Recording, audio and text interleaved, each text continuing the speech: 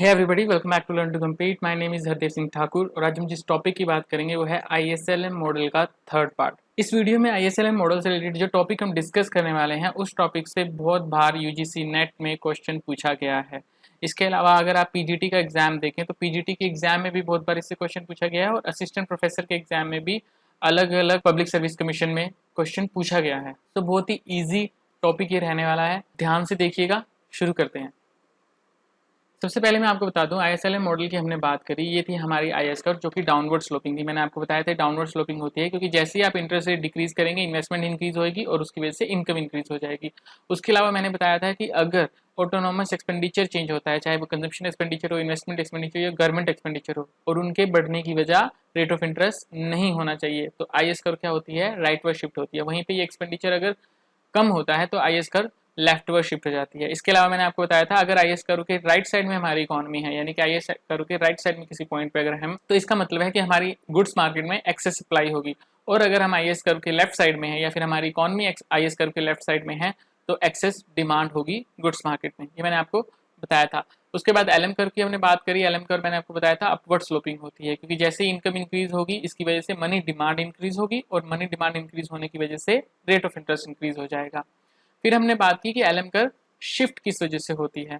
Okay, LM curve shift होने के दो कारण मैंने आपको बताए थे, या तो मनी सप्लाई इंक्रीज हो जाए, अगर मनी सप्लाई इंक्रीज होएगी तो LM कर्व राइटवर्ड शिफ्ट होएगी। वहीं पे अगर मनी सप्लाई डिक्रीज होएगी तो LM कर्व लेफ्टवर्ड शिफ्ट होएगी। दूसरा रीजन मैंने आपको बताया था LM कर्व के शिफ्ट होने का कि मनी डिमांड इंक्रीज हो जाए, और मनी डिमांड इंक्रीज होने का कारण इनकम नहीं होना चाहिए। इनकम आपकी वही है लेकिन मनी डिमांड इंक्रीज हो गई, तो मनी डिमांड इंक्रीज होने से LM कर्व लेफ्टवर्ड शिफ्ट हो जाती है, मनी डिमांड कम होने से LM कर्व राइटवर्ड शिफ्ट हो जाती है। ओके, उसके बाद हमने बात करी थी कि अगर इकोनॉमी LM कर्व के राइट साइड में है तो मनी मार्केट में एक्सेस डिमांड होगी, वहीं पे अगर इकोनॉमी लेफ्ट साइड में है LM कर्व के तो मनी मार्केट में एक्सेस सप्लाई होगी। इन सब की हमने बात करी थी। इसके बाद मैंने एक इंपॉर्टेंट डायग्राम आपको बताया था जिसमें मैंने आपको बताया था कि अगर इकोनॉमी इस एरिया में कहीं पे है तो इसका मतलब है कि एक्सेस सप्लाई है गुड्स मार्केट में और एक्सेस डिमांड है मनी मार्केट में। वहीं पे इकोनॉमी अगर इस एरिया में गई है तो इसका मतलब है एक्सेस डिमांड है गुड्स मार्केट में और एक्सेस डिमांड है मनी मार्केट में। वहीं पे इकोनॉमी अगर इस एरिया में गई है तो इसका मतलब है एक्सेस डिमांड है गुड्स मार्केट में और एक्सेस सप्लाई है मनी मार्केट में।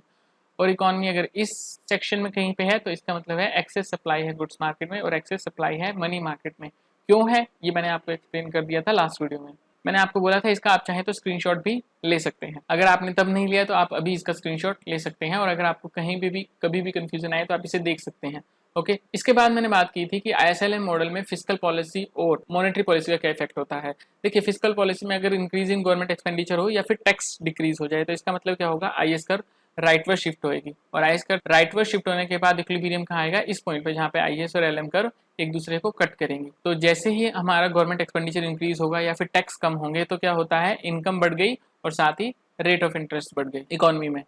वहीं पे अगर मनी सप्लाई इंक्रीज हो जाए तो मनी सप्लाई इंक्रीज होने से क्या होगा, LM कर्व राइटवर्ड शिफ्ट हो जाएगी। ओके, इसमें क्या होगा, रेट ऑफ इंटरेस्ट डिक्रीज हो जाएगा और क्या होगा, इनकम इकोनॉमी में या फिर कह लीजिए आउटपुट इंक्रीज हो जाएगा। इधर से हमें एक चीज पता लगी कि अगर हम एक्सपेंशनरी फिस्कल पॉलिसी यूज कर रहे हैं तो इसका मतलब है कि इकोनॉमी में इनकम बढ़नी चाहिए, आउटपुट बढ़नी चाहिए, तब हम कह सकते हैं कि फिस्कल पॉलिसी क्या है, इफेक्टिव है। ओके, वहीं पर हम एक्सपेंशनरी मॉनेटरी पॉलिसी यूज कर रहे हैं तो इसका मतलब है इकोनॉमी में इनकम बढ़नी चाहिए या फिर कह लीजिए आउटपुट बढ़ना चाहिए, तभी वो मॉनेटरी पॉलिसी क्या होगी, इफेक्टिव होगी। अब जिस केस में IS एंड LM कर्व ऐसे थी, इसका मतलब था कि ये नॉर्मल कर्व्स थी और यहाँ पे monetary policy and fiscal policy effective थी। लेकिन हर बार IS एंड LM कर्व की शेप ऐसी नहीं होती।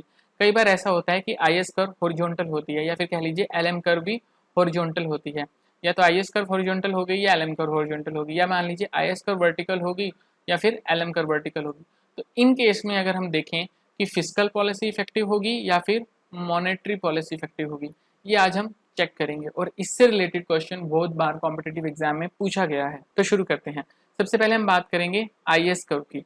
मान लीजिए IS कर्व हमारी जो है वो वर्टिकल है, तो डायग्राम कैसा होगा, ऐसा। यहाँ पे IS कर्व क्या है, हमारी वर्टिकल है। LM कर्व नॉर्मल शेप है, अपवर्ड स्लोपिंग है, मैंने आपको बताया था, यानी कि इंटरेस्ट रेट और नेशनल इनकम के बीच में पॉजिटिव रिलेशन है। लेकिन यहाँ पे IS कर्व क्या हो गई, वर्टिकल हो गई, यानी कि इंटरेस्ट इन इलास्टिक हो गई। वो ये हमारा रेट ऑफ इंटरेस्ट R और ये हमारी इनकम Y। इस टाइम इकोनॉमी इस पॉइंट पे इक्विलिब्रियम पे है। अब मान लीजिए गवर्नमेंट ने एक्सपेंशनरी फिस्कल पॉलिसी यूज़ करी। अब एक्सपेंशनरी फिस्कल पॉलिसी यूज़ करने का मतलब है कि गवर्नमेंट ने अपना एक्सपेंडिचर बढ़ा दिया, यानी कि आईएस कर्व राइटवर्ड शिफ्ट हो गई। तो आप देख सकते हैं यहाँ पे हमारी आईएस कर्व राइटवर्ड शिफ्ट हो गई और न्यू इक्विलिब्रियम पॉइंट क्या आया, ये आया। तो हमारा रेट ऑफ इंटरेस्ट आर से R1 हो गया और वाई से Y1 हो गई हमारी इकोनॉमी में इनकम या फिर कह लीजिए आउटपुट। तो आप देख सकते हैं एक्सपेंशनरी फिस्कल पॉलिसी यूज करने से हमारी इकोनॉमी में इनकम या आउटपुट बढ़ रही है। तो हम कह सकते हैं कि फिस्कल पॉलिसी हाईली इफेक्टिव होती है जब आईएस कर्व वर्टिकल हो। ओके, अब हम देख लेते हैं जब आईएस कर्व वर्टिकल है तो मॉनेटरी पॉलिसी इफेक्टिव होती है कि नहीं। देखिए ये हमारा डायग्राम है, ये हमारी आईएस कर्व है जो वर्टिकल है, मैंने आपको बताया, यानी कि इंटरेस्ट इन इलास्टिक है। ये एलएम कर्व है हमारी जो अपवर्ड स्लोपिंग है, जैसे कि नॉर्मल होती है एलएम कर्व। ये हमारा रेट ऑफ इंटरेस्ट है आर और ये हमारी इनकम है वाई।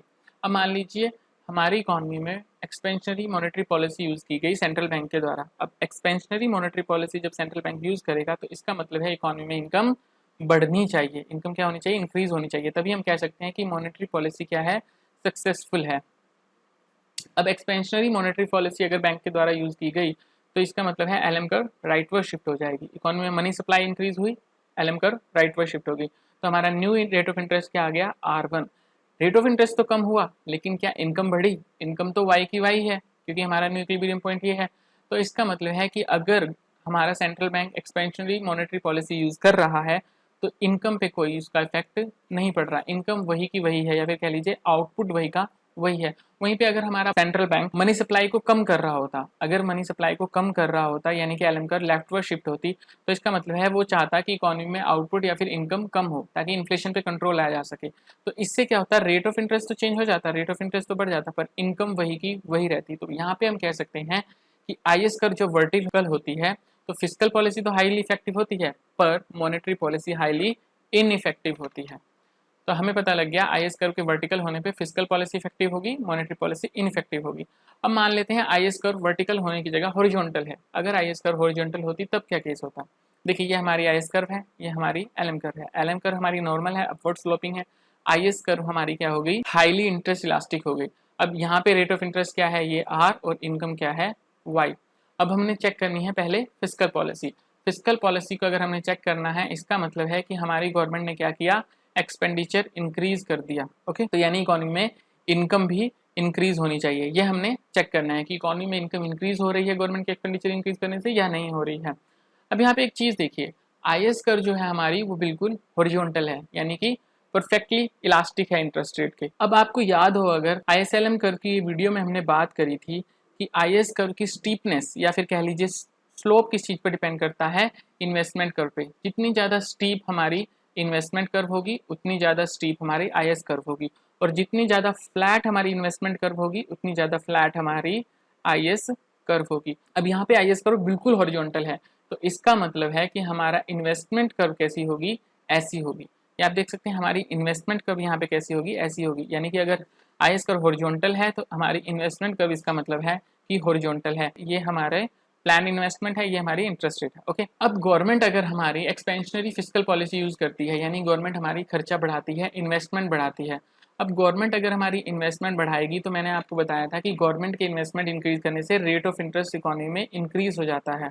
और अगर इकोनॉमी में रेट ऑफ इंटरेस्ट यहाँ पे आ गया, मान लीजिए आर से बढ़ के R1 हो गया, तो इसका मतलब क्या होगा कि इस केस में इन्वेस्टमेंट क्या हो जाएगी, जीरो हो जाएगी। ये कौन सी इन्वेस्टमेंट होगी, प्राइवेट इन्वेस्टमेंट होगी। यानी कि गवर्नमेंट ने एक्सपेंडिचर किया, गवर्नमेंट ने इन्वेस्टमेंट करी, गवर्नमेंट की इन्वेस्टमेंट करने से रेट ऑफ इंटरेस्ट बढ़ गया। और क्योंकि इन्वेस्टमेंट कर्व बिल्कुल हॉरिजॉन्टल है यानी कि परफेक्टली इलास्टिक है with respect to rate of interest, तो अगर आप रेट ऑफ इंटरेस्ट चेंज करते हैं यानी कि रेट ऑफ इंटरेस्ट बढ़ने से प्राइवेट इन्वेस्टमेंट क्या हो गई, बिल्कुल जीरो हो गई। तो गवर्नमेंट के इन्वेस्टमेंट इंक्रीज करने का कोई फायदा नहीं हुआ। गवर्नमेंट ने जितनी इन्वेस्टमेंट इंक्रीज करी उतनी ही प्राइवेट इन्वेस्टमेंट कम हो गई उस वजह से। तो इस केस में क्या होता है, जब आईएस कर्व हॉरिजॉन्टल हो, यहाँ पे crowding out effect fully functional होता है। ओके, आप कह सकते हैं इस केस में क्या होता है, crowding out effect fully functional होता है। गवर्नमेंट ने एक्सपेंडिचर इंक्रीज किया, गवर्नमेंट ने एक्सपेंशनरी फिस्कल पॉलिसी यूज करी, जिसकी वजह से रेट ऑफ इंटरेस्ट इकोनॉमी में बढ़ गया और उसकी वजह से प्राइवेट इन्वेस्टमेंट जीरो हो गई। तो आपकी फिस्कल पॉलिसी का इफेक्ट क्या हो गया, जीरो हो गया। तो ये याद रखिएगा, जब आईएस कर्व हॉरिजॉन्टल होगी यहाँ पे क्या होगा, फिस्कल पॉलिसी हाईली इनइफेक्टिव होगी। ओके, ये तो होगी फिजिकल पॉलिसी की बात। अगर IS कर्व हॉरिजॉन्टल है तो मॉनेटरी पॉलिसी इफेक्टिव होगी कि नहीं, ये चेक कर लेते हैं। ये हमारा ISLM कर्व का डायग्राम, ठीक है। IS कर्व हमारी हॉरिजॉन्टल है, LM कर्व हमारी नॉर्मल शेप में है। ये हमारा रेट ऑफ इंटरेस्ट है, ये हमारी इनकम है। अब मान लीजिए इकोनॉमी में सेंट्रल बैंक ने एक्सपेंशनरी मॉनेटरी पॉलिसी यूज करनी है, यानी कि बैंक चाहता है लोगों की इनकम बढ़े और इकोनॉमी में डिमांड बढ़े, तो उन्होंने क्या किया, मनी सप्लाई इंक्रीज कर दी। और मनी सप्लाई इंक्रीज करने का मतलब है कि LM कर्व हमारी राइटवर्ड शिफ्ट हो जाएगी। और जैसे ही LM कर्व राइटवर्ड शिफ्ट हुई, हमारा रेट ऑफ इंटरेस्ट तो वही रहेगा इस इक्विलिब्रियम पॉइंट पे, लेकिन हमारी इनकम Y से बढ़ के क्या हो गई, Y1 हो गई। तो हम कह सकते हैं कि जब IS कर्व हॉरिजॉन्टल होगी तो हमारी मॉनेटरी पॉलिसी हाईली इफेक्टिव होगी। जब IS कर्व हॉरिजॉन्टल होगी हमारी फिजिकल पॉलिसी हाईली इनफेक्टिव होगी, लेकिन मॉनेटरी पॉलिसी हाईली इफेक्टिव होगी। तो अब हमने दो केस कर लिए, IS कर्व के वर्टिकल का केस कर लिया जहाँ पे फिजिकल पॉलिसी इफेक्टिव थी लेकिन मॉनेटरी पॉलिसी इनइफेक्टिव थी। हमने IS कर्व के हॉरिजॉन्टल का केस कर लिया जहाँ पे फिजिकल पॉलिसी तो हाईली इनइफेक्टिव है लेकिन मॉनेटरी पॉलिसी हमारी इफेक्टिव है। तो IS कर्व के हमने दोनों केस कर लिए। अब हम LM कर्व का केस करेंगे कि LM कर्व हॉरिजॉन्टल होगी तब फिजिकल पॉलिसी कैसी होगी और मॉनेटरी पॉलिसी कैसी होगी, और जब LM कर्व वर्टिकल होगी तब हमारी फिजिकल पॉलिसी कैसी होगी और मॉनेटरी पॉलिसी कैसी होगी। पहला केस है LM कर्व जब हॉरिजॉन्टल है। जब हमारी LM कर्व हॉरिजॉन्टल है तो हमारा डायग्राम हो गया ये वाला, यानी कि LM कर्व हमारी है perfectly elastic with respect to rate of interest, और IS कर्व हमारी नॉर्मल शेप है यानी कि डाउनवर्ड स्लोपिंग है। ये हमारा रेट ऑफ इंटरेस्ट है, ये हमारी इनकम है जो कि नेशनल इनकम है। ओके, अब हमने पहले चेक करना है फिजिकल पॉलिसी का, ठीक है। हमारी गवर्नमेंट ने क्या किया, एक्सपेंडिचर इंक्रीज किया, अपना एक्सपेंशनरी फिजिकल पॉलिसी यूज करी, यानी कि हमारी IS कर्व राइटवर्ड शिफ्ट होएगी, ठीक है। और हमने देखना है क्या इससे इनकम बढ़ रही है कि नहीं बढ़ रही है। देखिए IS कर्व के राइटवर्ड शिफ्ट होने से हमारा न्यू इक्विलिब्रियम पॉइंट ये आ गया, रेट ऑफ इंटरेस्ट वही है पर इनकम क्या आ गई हमारी, ये आ गई। तो हम कह सकते हैं कि जैसे ही गवर्नमेंट ने एक्सपेंशनरी फिजिकल पॉलिसी यूज करी, इकोनॉमी में लोगों की इनकम बढ़ गई, इकोनॉमी में आउटपुट बढ़ गया। तो हमारी expansionary physical policy highly effective है जब LM कर्व हमारी हॉरिजॉन्टल है। ओके, अब हम चेक करेंगे हमारी मॉनेटरी पॉलिसी का केस। देखिए LM कर्व हमारी हॉरिजॉन्टल है यानी कि ये डायग्राम होगा, LM कर्व हमारी हॉरिजॉन्टल है, IS कर्व हमारी नॉर्मल शेप यानी कि डाउनवर्ड स्लोपिंग है, ये रेट ऑफ इंटरेस्ट, ये हमारी इनकम। अब हमने चेक करना है मॉनेटरी पॉलिसी का केस। ओके, अब यहाँ पे एक चीज देखिए, हमारी LM कर्व की स्टीपनेस किस चीज पे डिपेंड करती है। मैंने आपको बताया था LM कर्व की स्टीपनेस डिपेंड करेगी कि हमारी मनी डिमांड कर्व इलास्टिक है with respect to rate of interest या इन इलास्टिक है। और ये कौन सी मनी डिमांड होगी, स्पेक्यूलेटिव डिमांड। स्पेक्यूलेटिव और ट्रांजैक्शन डिमांड दोनों की बात मैंने आपको की थी। तो LM कर्व की स्टीपनेस या फिर कह लीजिए LM कर्व का स्लोप किस पे डिपेंड करता था कि स्पेक्यूलेटिव डिमांड जो है वो रेट ऑफ इंटरेस्ट के with respect to highly elastic है या इन इलास्टिक है। या आप देख सकते हैं यहाँ पे स्टीप है यानी कि इन इलास्टिक है। जितनी इन इलास्टिक मनी डिमांड होगी उतनी ज्यादा LM कर्व स्टीप होगी, या फिर कह लीजिए जितनी ज्यादा मनी डिमांड कर्व स्टीप होगी उतनी ज्यादा LM कर्व हमारी स्टीप होगी। और जितनी ज्यादा मनी डिमांड कर्व हमारी हॉरिजॉन्टल होगी उतनी ज्यादा LM कर्व हमारी हॉरिजॉन्टल होगी। अब यहाँ पे LM कर्व हमारी परफेक्टली हॉरिजॉन्टल है तो यहाँ पे मनी डिमांड भी हमारी क्या होगी, परफेक्टली हॉरिजॉन्टल होगी। ये हमारी मनी सप्लाई कर्व। ओके, तो ये एक बात हमें पता लगी, जब LM कर्व हॉरिजॉन्टल है यानी कि हमारी मनी डिमांड इस टाइम हॉरिजॉन्टल है और ये हमारी मनी सप्लाई कर्व। अब क्या हुआ, हमने चेक करनी है मॉनेटरी पॉलिसी, है ना। तो मॉनेटरी पॉलिसी चेक करने का मतलब है कि अगर हमारा bank expansionary monetary policy use करता है यानी कि मनी सप्लाई इकोनॉमी में इंक्रीज करता है तो उससे इनकम पे क्या इफेक्ट पड़ रहा है, ठीक है। अब मनी सप्लाई जब इंक्रीज होगी यानी कि MS से ये वाली मनी सप्लाई होगी यानी हमारी मनी सप्लाई इकोनॉमी में इंक्रीज होगी, तो उससे क्या रेट ऑफ इंटरेस्ट चेंज हुआ, उससे इकोनॉमी में रेट ऑफ इंटरेस्ट चेंज नहीं हो रहा। और जब रेट ऑफ इंटरेस्ट चेंज नहीं हो रहा इकोनॉमी में मनी सप्लाई इंक्रीज करने से, तो इसका मतलब है इकोनॉमी में इन्वेस्टमेंट नहीं बढ़ेगी। और अगर इन्वेस्टमेंट नहीं बढ़ेगी तो इकोनॉमी में क्या नहीं बढ़ेगी, इनकम नहीं बढ़ेगी, आउटपुट नहीं बढ़ेगा। ओके, तो हम कह सकते हैं कि मॉनेटरी पॉलिसी हाईली इनइफेक्टिव होती है जब LM कर्व हॉरिजॉन्टल होती है लेकिन फिजिकल पॉलिसी इफेक्टिव होती है। अब ये था LM कर्व के हॉरिजॉन्टल होने का केस। देखिए अब हम करने वाले हैं LM के वर्टिकल का केस, ठीक है। तो हमारा डायग्राम हो गया, IS कर्व हमारी नॉर्मल शेप है, डाउनवर्ड स्लोपिंग है, और ये LM कर्व होगी हमारी वर्टिकल। ये हमारा रेट ऑफ इंटरेस्ट है इक्विलिब्रियम पॉइंट पे, इस पॉइंट पे, और ये हमारी इनकम। अब LM जब वर्टिकल है तब हम पहले चेक करेंगे physical policy. Okay, physical policy देख लेते हैं हम। अगर गवर्नमेंट हमारी एक्सपेंडिचर इंक्रीज कर रही है तो इसका मतलब है इनकम इंक्रीज होनी चाहिए, यानी कि IS कर्व क्या होगी हमारी राइटवर्ड शिफ्ट हो जाएगी। और IS कर्व के राइटवर्ड शिफ्ट होने से हमारा न्यू इक्विलिब्रियम पॉइंट ये आ गया। अब इस इक्विलिब्रियम पॉइंट पे रेट ऑफ इंटरेस्ट तो हमारा बढ़ गया लेकिन हमारी इनकम उतनी की उतनी ही है। इसका मतलब है कि फिजिकल पॉलिसी हमारी हाईली इनइफेक्टिव होती है जब LM कर्व वर्टिकल होती है। वहीं पे अगर गवर्नमेंट अपना एक्सपेंडिचर कम कर देती है, यानी गवर्नमेंट चाहती है इकोनॉमी में इनकम कम हो जाए लोगों की ताकि डिमांड थोड़ी कम हो जाए, तो यानी कि IS कर्व हमारी लेफ्टवर्ड शिफ्ट होती। इससे क्या होता है, रेट ऑफ इंटरेस्ट तो कम हो जाता लेकिन हमारी इनकम फिर भी उतनी की उतनी ही रहती। तो फिस्कल पॉलिसी हाईली इनइफेक्टिव होती है जब एलएम कर्व वर्टिकल होती है।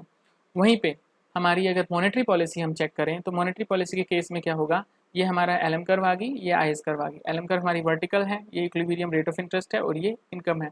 अब मॉनेटरी पॉलिसी का केस हम देख रहे हैं तो हमारे सेंट्रल बैंक ने अगर मनी सप्लाई इंक्रीज करी तो इकोनॉमी में इनकम इंक्रीज होनी चाहिए या फिर आउटपुट इंक्रीज होना चाहिए, ये हम चेक कर लेते हैं। देखिए, जैसे इकोनॉमी में मनी सप्लाई इंक्रीज होगी यानी कि हमारी LM curve right word shift हो जाएगी और एलएम कर्व के राइट वर्ड शिफ्ट होने से न्यू इक्विलिब्रियम पॉइंट ये आ जाएगा।